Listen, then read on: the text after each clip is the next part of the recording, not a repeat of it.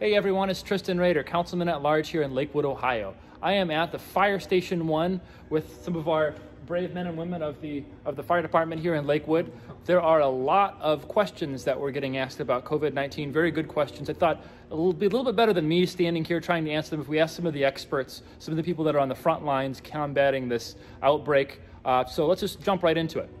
Today we have Captain Nick Sambula and paramedic Mary Seidel, who are two members of our COVID-19 team here at Lakewood Fire Department. We assembled a group of people to manage all the different aspects that we're having to deal with. In light of our regular job, this is a little bit of a special detail, and Mary and Captain Sambula have done an outstanding job and are here to speak to some of the specific questions that you may have. So say they're experiencing what they believe to be symptoms of COVID-19. When should they call 911, and when is it important that maybe they wait? So most importantly, if anybody's experiencing any type of life-threatening emergency, even unrelated to COVID-19, chest pain, difficulty breathing, anything that requires emergency medical care, call 911. We're still going to come out and we're still going to treat you. We may look a little different. We're going to be wearing more protection to protect ourselves in the form of gloves, masks, and goggles, all the way up to a full gown and an N95 respirator type style mask. So always call in those situations. When somebody shouldn't call 911 with COVID-19 is if they have mild symptoms that are non-life-threatening and they have not called their primary care provider yet. They haven't done a telemedicine visit through one of the hospital systems, or they're not having symptoms that are extreme to the point where they can't take care of themselves at home. All three hospital systems have joined together to come up with a unified message, and they want you to, if your symptoms are mild, don't call 911 to be taken to the emergency room to get a test. You will not be tested unless you fall under parameters that were released by the hospital systems. Some examples of those are greater than 61 years of age, some underlying health issues such as cardiac disease, lung disease, diabetes, symptoms like that, and in certain instances, pregnancy as well. So we don't want those people calling 911 just to go get a test. They will not do it.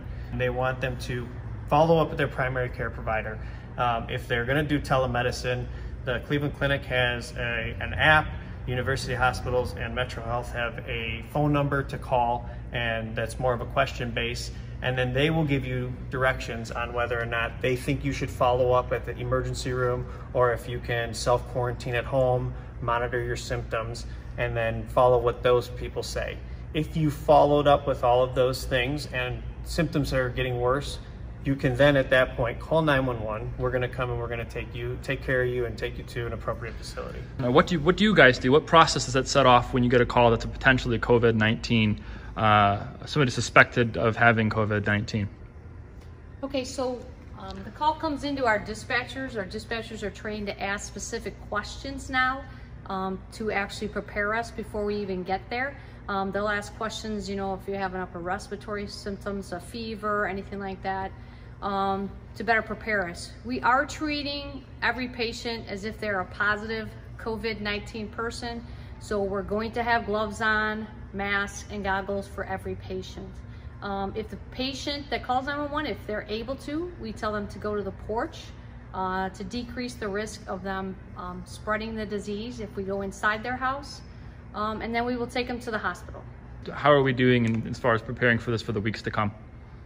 Well, obviously we're getting a lot of direction from the federal government down to the states, you know, down to the county. The county's been excellent about putting out situational update reports on a daily basis. So communication is very important right now. We're trying to get as much communication from the administration out to the citizens. And so we are, trying to look out as far as we can, weeks out, as to what we expect. Currently, today, they put out a memo that the peak date for the anticipated peak of the breakout is going to be about 40 days, and currently we are in about day 10.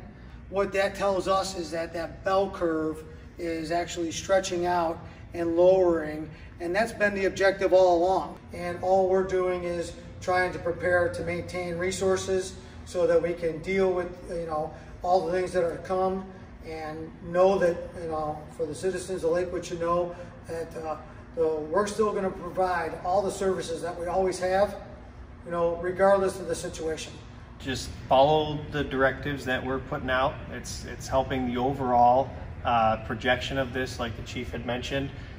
We are working very hard, almost around the clock, to constantly forecast what's going to happen next and how to address that.